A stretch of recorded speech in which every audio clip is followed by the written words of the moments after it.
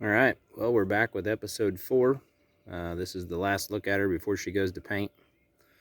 I've got it cleaned up. I'm going to kind of show you the drivetrain on it, go through the gear selection, just give you kind of a once over some things to look for like wear assessment when you go to look at one of these to potentially buy one.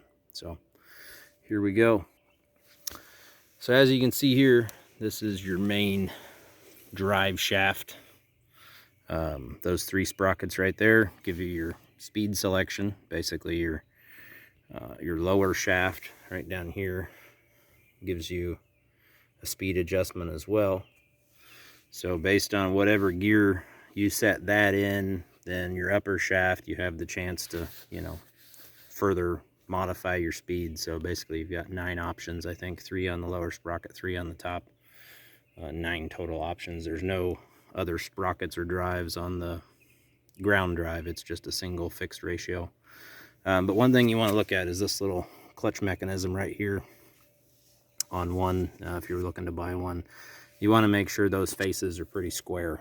If that's all rounded and chewed off and those points are pretty well gone, you're going to have some trouble trying to keep that planter engaged when you're dragging it around. So that's one thing to look for. I've got this one kind of parked and articulated in a way where it's trying to pull that clutch apart, so I wanted to have a good view of that. One other thing you can look at is where the chain drags or chain rides on these units. So clearly, the chain rides on that crossbar. Initially you'd think, oh, that's probably a bad idea, but that is the way they're designed. And if you look at the old wear pads, there used to be another drive right there, but that'll give you an idea of how much, wear this thing has had out in the field. This one obviously doesn't have a wear pad in this spot because when they shortened it up, they didn't put one on, but that shoe back there for the chain was worn through all the way through. So I repaired it while I had it off, and it was actually pushing on the lower chain instead of the upper chain, which pretty much ran you out of travel on that spring. So we'll test it out like this. I think that's the way it's supposed to go, and we'll go from there. But overall, she cleaned up pretty well. I got a few things fixed, got some of their old scabbed in pieces removed from it, fixed the 3-point eye and the top link. It was pretty it was almost big enough to take a Cat 2 pin, and it should be a Cat 1. So all I did was took a couple reducer bushings, put them in there. I had to drill that hole out just a hair to get them to go.